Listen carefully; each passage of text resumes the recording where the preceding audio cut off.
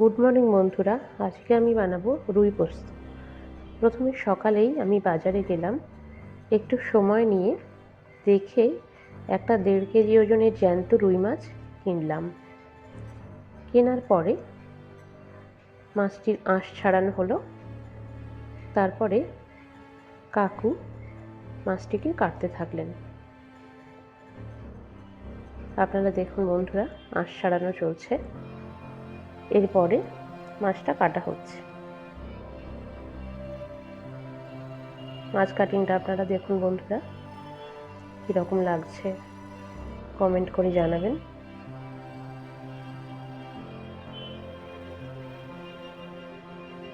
সমস্ত মাছ ধীরে ধীরে কাটা চলছে।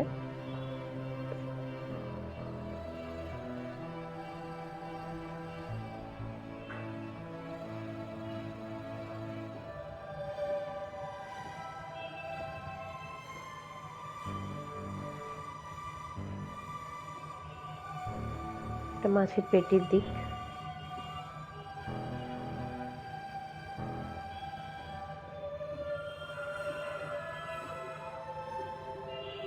এরপর মাছের মুড়োটা কাটা চলছে।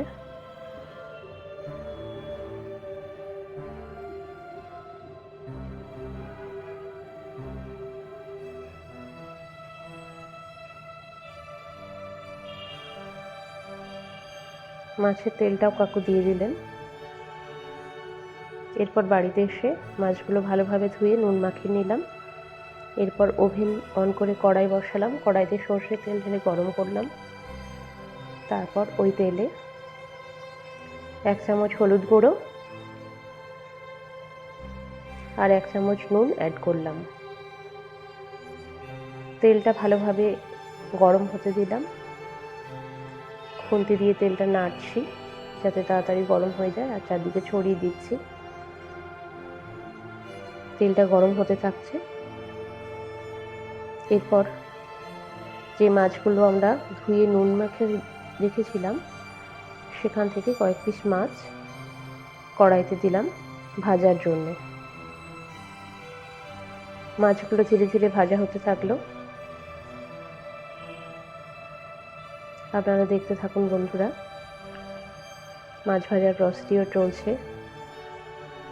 এটা একটু কাম্বারসাম প্রসিডিওর। মাঝে মাঝেই মাছ কড়াইতে আটকে যায় ঠিকঠাক গরম না হলে। কি আর করা যাবে, একটু সময় নিয়ে বুঝ করে মাছ ভাজছি। মাছগুলো ভাজা হয়ে গেলে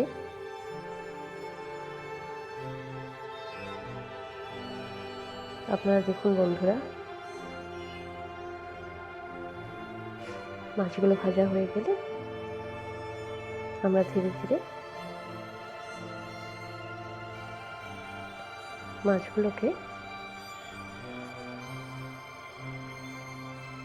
ধারের দিকে সরিয়ে ওতে পোস্ত, 2টো কাঁচা লঙ্কা চিরা আর কালো জিরে ফোড়ন দিলাম।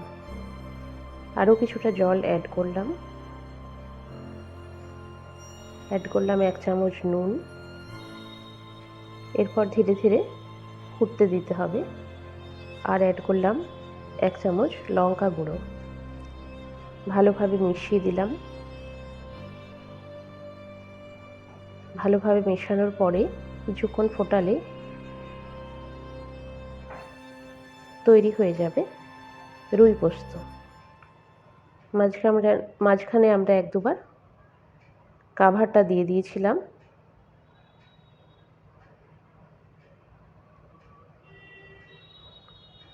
ফুটতে থাকছে। আপনারাই জানান বন্ধুরা কেমন হয়েছে।